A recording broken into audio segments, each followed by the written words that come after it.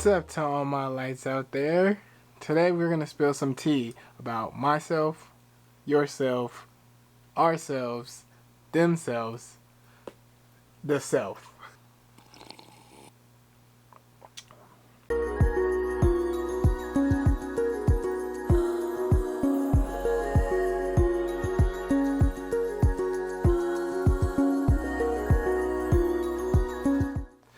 Today we're going to talk about the 5 keys of the self that help with bettering yourself. This tea is good. It's a chamomile. Is it chamomile? Is it chamomile? It's good. We'll just put that there. Alright, so one of the first vital keys when it comes to bettering yourself is self-awareness. Self-awareness is the ability to observe your thoughts, actions, and emotions. I personally didn't know how much doubt, fear, and negative self-talk I had until I started to practice self-awareness. Once I became more aware of my thoughts, I gained access to 3 sub-keys. These 3 sub-keys are self-realization, self-evaluation, and self-reflection. Having access to these keys actually allowed me to evaluate my thoughts, question them, and realize, were these thoughts actually mine? Were these thoughts coming from me? Are they thoughts that go along with my truth? Or if they were coming from somewhere else? And then I was actually able to reflect on these things if my thoughts and self-talk were actually correlating with how I was carrying myself in the 3-dimensional reality. I was able to face things accordingly and start to implement things that I needed to implement to change myself for the better. Self-awareness gives you the opportunity to see yourself in a better light. Shadow work can actually come from being more self-aware of the darkness that is inside of yourself. Now, the second key of the self is self-responsibility. Self-responsibility is basically being accountable for your thoughts, feelings, and emotions. Self-awareness is observing your thoughts, feelings, emotions, actions. And self-responsibility is actually taking account for them. You are responsible for you. That is really important to realize when it comes to self-responsibility. In times where I felt angry, upset, or mad, I would say things like, this person made me upset. This person made me mad. This person made me angry. I was pushing the blame towards someone else. These people aren't responsible for me being angry. Their actions are what they're responsible for, but me being angry is the feeling that I'm allowing myself to feel from the actions that are presented to me. So instead, I try more so to say, I feel angry because. So now I'm taking responsibility for my anger and saying that I feel angry. In saying that, I start to realize that I am responsible for my own thoughts, feelings, and emotions. I am responsible for how I'm feeling at that moment. And when I start to take responsibility, I have control over the situation and how I want to feel about certain things sometimes. Being more responsible gives you more control of how you handle things. Alright, next up is the ever so popular self-love. Self-love, of course, you see it everywhere. You see it on billboards, you see it on posts, you see it on quotes, you see motivational talk, self-love here, self-love there. Self-love is everywhere. But with that being said, self-love is important, but self-love is not the only key that you need when it comes to bettering yourself. There's a lot more factors, like the 2 I just noted prior, but yes, there's a lot more factors that go along with self-love. Self-love is giving appreciation, positive self-talk, affirmations, and other things to improve your overall attitude about yourself. When you feed your subconscious positive things about yourself, you start to change your attitude and how you feel about yourself. Because if you don't have a good attitude about yourself, you will start to beat yourself up about things, and you won't push yourself to new heights, and you will start to look down on yourself. And that'll be really hard way to conduct yourself through life is if you look at yourself in a negative spotlight. Plus, if you have a negative spotlight on yourself, if you're spotlighting darkness on yourself, you're going to miss a lot of the details and the good things about yourself. Now, in certain cases, when you have self-love and you're still deprived of some of these other traits like self-awareness and self-responsibility, it can actually be a bad thing. That's where conceitedness comes from. That's where being stuck up can come from. That's where arrogance can come from. So you want to be cautious when you have self-love to make sure that you have other traits that go along with it to help build your whole overall being. I honestly love self-love because I didn't know, honestly, how much better I would feel about myself until I started to improve the negative self-talk that was going on in my head.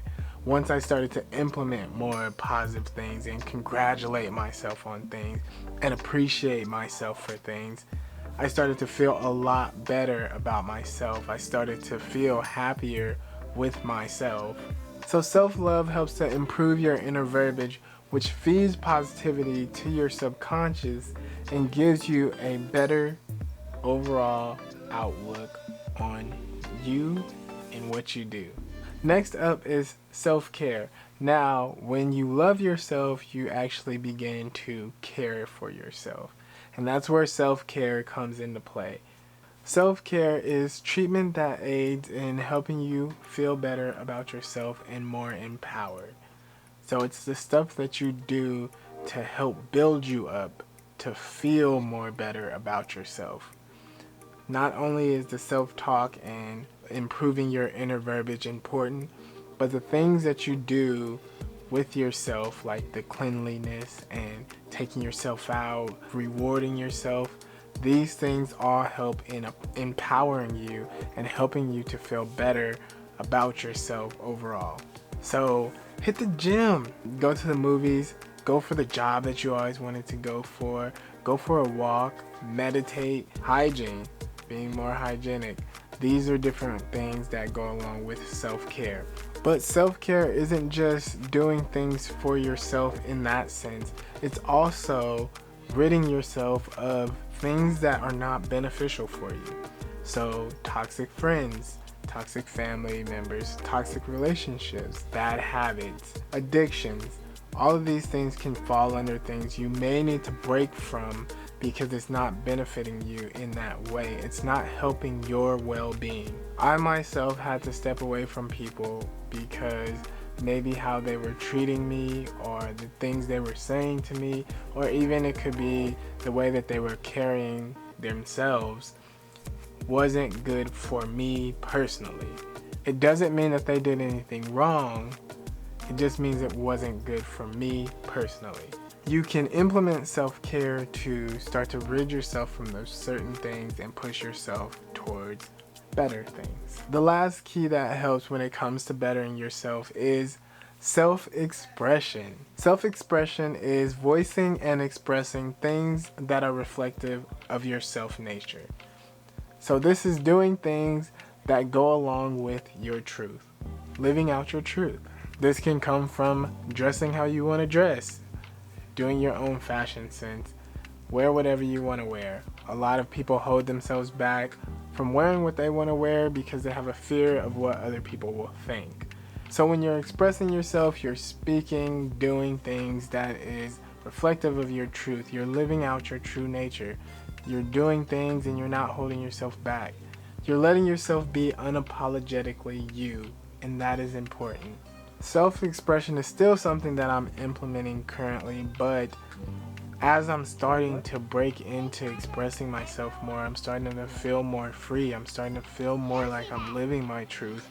I'm starting to feel more comfortable in the skin I'm in because I'm doing things that are reflective of me. I'm doing things that I like without letting people criticize and judge me for the certain shirt I'll wear or my earrings being zippers. I just do it because it feels good to me.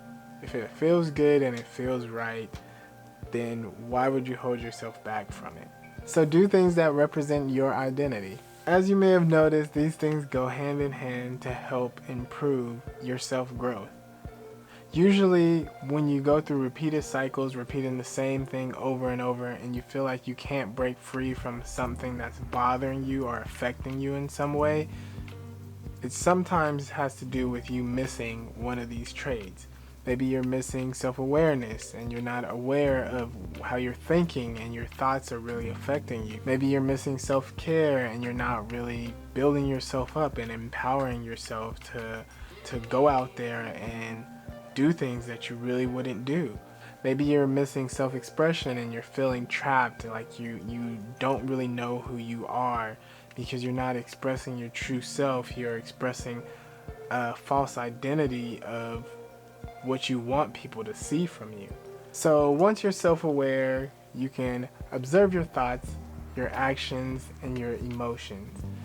Once you're able to do that, you can take responsibility for these thoughts, actions, and emotions. Once you take responsibility for them, you can begin to love yourself and improve your self-talk that's negative and not really helping you and not really beneficial to you. And once you start to do that, you can begin to empower yourself with self-care and take yourself out, handle things, go do things that you never thought you would do.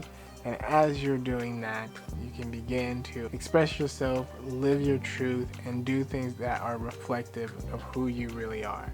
So those are the 5 keys that I feel are important when it comes to bettering yourself. If you guys like any of these keys, or you guys have anything to add, or if you guys even disagree, feel free to jump down in the comment section below and add your perspective on anything that I talked about in this video. I would love to have the conversation with you guys. Thank you guys so much for watching. If you guys enjoyed this video, make sure to give it a coin flip.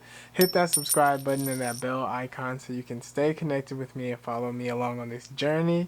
And as always, make sure to keep loving, keep growing, keep connecting, and keep spreading light. Bye guys.